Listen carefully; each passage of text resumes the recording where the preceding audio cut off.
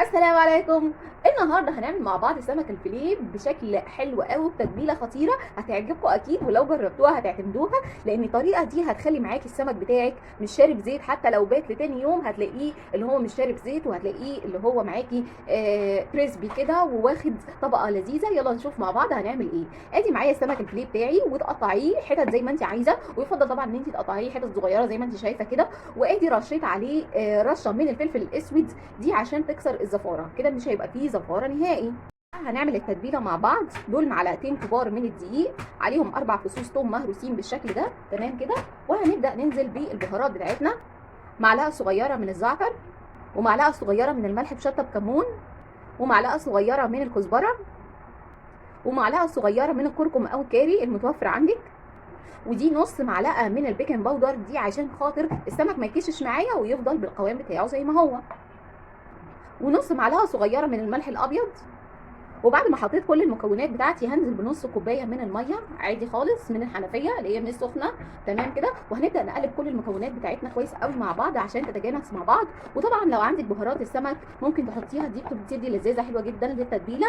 ولو ما عندكيش البهارات اللي احنا حاطيناها دي، ممكن اللي هو تعملي برده البهارات على ذوقك بحيث ان هي يكون طعمها حلوه ولذيذه. ودلوقتي بعد ما عملنا تتبيله اهي بالمضرب اليدوي ندوبيها مع بعض عشان خاطر تكتلات الدقيق، تمام كده اللي هو بالشكل ده. وهنبدا ننزل السمك واحده واحده في التتبيله بتاعتنا، وهندخلها الثلاجه لمده من ساعه لساعتين عشان خاطر تشرب التتبيله معانا كويس. يلا بينا. وادي بعد ما نزلت السمك في التتبيله تبداي تغرزيه كويس قوي في التتبيله بحيث ان هو يبقى مغطيها بالشكل ده، ما يكونش فيه سمكه طالعه كده ولا كده، بحيث انها تشرب التتبيله. وطبعا انا حاططها في قلب الثلاجه عشان هندخلها الثلاجه ويكون ليها غطا محكم بحيث ان هي ما تعملش ريحه في الثلاجه او تقلب معاكي. فاي حاجه هتبليها وتدخليها الثلاجه لازم تحطي لها غطا عشان خاطر الريحه بتاعه الثلاجه. يلا بينا. بعد ما طلعنا السمك بتاعنا من الفريزر زي ما انتم شايفين كده، نسيت برضو اقول لكم ان قبل ما ادخله الفريزر حطيت عليه، عصرت عليه ليمونه واحده، وبعدين قلبتهم مع بعض، وبعدين دخلناه التلاجة، تمام كده. ودلوقتي بعد ما طلعنا السمك الفيليه بتاعنا من التلاجة، شايفين شكله عامل ازاي. نسيت اقول لكم برضو ان انا عصرت عليه ليمونه قبل ما ادخله التلاجة، وقلبتهم كويس مع بعض وسبته في التلاجة، تمام كده. ودلوقتي انا مجهزه معايا 5 معالق من الدقيق، عليهم معلقتين من النشا وربع معلقه من الملح الابيض، تمام كده. وهبدا اقلب كل المكونات بتاعتي دي كويس قوي، ونبدا نعفر السمك الفيليه بتاعنا في الدقيق، تمام كده. يلا بينا. وما تنسيش برضو وانتي بتعملي السمك، تمام كده، وحطيناه في الدقيق اهو، ان انتي تضغطي عليه بايديكي كده عشان يتغلف معاكي كويس قوي بالدقيق، تمام كده اللي هو بالشكل ده.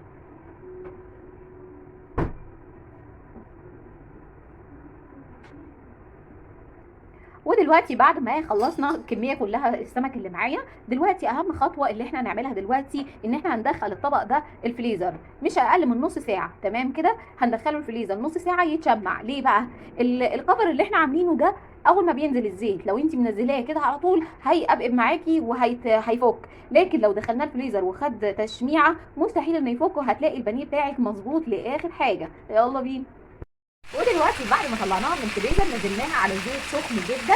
ودلوقتي بعد ما حمرت كل الكميه، شايفين النتيجه عامله معايا ازاي؟ اللي هو طلع معايا حلو جدا، شايفين اللي هو مقرمش من بره وطري من جوه، حاجه يعني ما شاء الله. وشايفين مستحيل طبعا ان هو يشرب زيت معايا بالشكل ده. يا رب تكون الوصفه عجبتكم، اشوفكم على خير فيديو جديد. والسلام عليكم ورحمه الله.